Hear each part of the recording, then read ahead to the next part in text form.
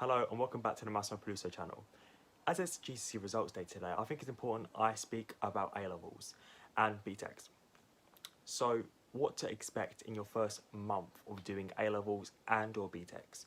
So well done for getting to this stage. If you're going to be doing A-levels and or BTECs, I think one thing to note is that the transition in the first month is quite nice. They ease you into it, they just tell you what you're going to learn. It's more of a tester the first month, and then after the first month it kind of gets serious, because they tell you every lesson. They're like, it's hard, it requires a lot, you have to put the work in, etc. But at the same time, the first month it's a very just, they know you're a fresh GCSE student, like just finished, and you have no idea what it's going to involve. You have no idea what's going to involve, and they want you to enjoy the subject at the end of the day. So I think that's one thing to note, is that they're really nice at transitioning you into the subject.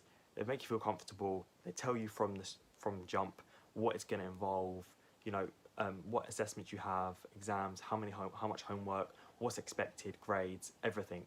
So you can kind of make a judgment in the first month. Another thing to note, which kind of links to the first one, is that teachers expect a lot. You are at another level of a qualification now.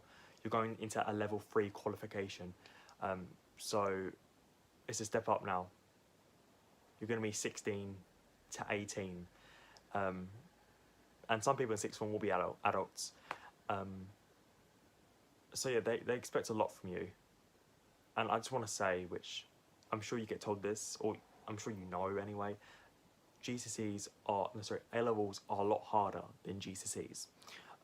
Not to say GCSEs aren't hard, because they are.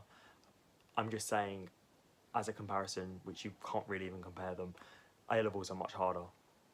I think they say like an E grade at A-level is like equivalent to an A-star or something like that. So it kind of just tells you like a comparison, a small comparison. Another thing, the workload. The first month, although I'm kind of contradicting myself here a little bit, although they do want to make you comfortable, they do want to see at the same time if you're suitable for the subject, because it's not just about you liking it, it's about whether you actually are a good candidate, whether you can actually pass it, whether you can actually succeed. So they will have assessments, regular assessments. I had assessments every single lesson, whether it be a quiz, homework, report, written assessment, whatever, all the time, or just even, which we all hate, the lollipop stick thing was like, oh, whose name's this? Oh, it's Massimo. What's the answer? Ugh. That's something I don't miss, but anyway. Yeah, so they test you rigorously, and yeah, they expect a lot. I mean, I personally don't know of anyone that was kicked off a course in the first month for not being good, if that makes sense. As long as you show like good behaviour, attendance, you show up on time, do your homework, you just show that you care, you'll be fine. However, I do know a few people, because I do know, not relevant to the first month, but a few months in, that had to be kicked off courses because they just weren't putting their weight, they weren't showing up. And that was a thing when I was at college, doing my BTEC, and at sixth form, doing my A-levels.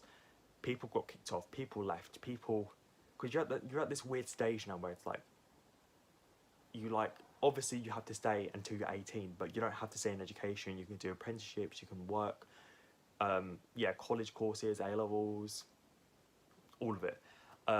So you don't have to stay there, and there's no incentive really sometimes to stay there. It's like, well, I can actually leave, I can work, and can do this, so it's all great. But yeah, you'll bump into a lot of people, and then they'll leave. Some people will leave, some people, they'll come and go. People will join the course, people will leave the courses, people will join sixth, people will leave. It's all of that really. And I think lastly, there's so many, but lastly of these is expectations. You're an adult now, even though you're 16, but you're like the top of the school. And also I think another thing, they still treat you, even though you're in sixth form, and I was 19 when I left sixth form, because obviously I was 16 to 17 college, and then 17 to 19 sixth form. They still treat you, I was 19, I was an adult for over a year, and they still treated me like a child. Like occasionally you'd have to ask to go to the toilet. Sometimes they would say no. I mean, not no to me because I'm a good student. Or like whether you can have a drink or, you know, stuff like that is so petty. And that's one reason why I'm so glad I'm not in school anymore. I'm in university, so, you know, you're an adult. You actually are an adult there. Because that's the thing with sixth form, is like they treat you like a kid, but they expect you to act like an adult. So it's like one of those things where it's like a bit messy with your head a little bit. Yeah, they still expect you to be on time, you know. Oh, another thing as well, I forgot. Free periods. They are such a blessing, and they're more of a novelty in the beginning because you're like, oh my god, I've got all this free time. But then over time, it's like, actually, I have to actually do work now. So yeah, you'll have, well, for me anyway, I did 3 A-levels, at least one a day. I think I had 1 every day, and then one day I had 2. So I had about 6 free periods and 6 lessons, because my lessons were 100 minutes, which is still 5 hours, but yeah, it's 3 of them. So yeah, so the free periods are great, and you can catch up on a lot. Some people choose to work, some people choose to mess around. That's more of a year 12 thing, where people just mess around. When you get into year 13, people like get into gear at work. So yeah, I just want to say, like, don't put too much pressure on yourself. You know, like, strive to do well, do your best.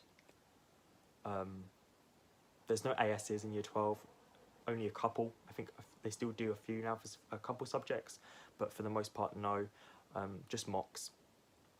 So you have mocks in December, and you have mocks in like March time. That's kind of how it works, and then assessments each weekly or termly.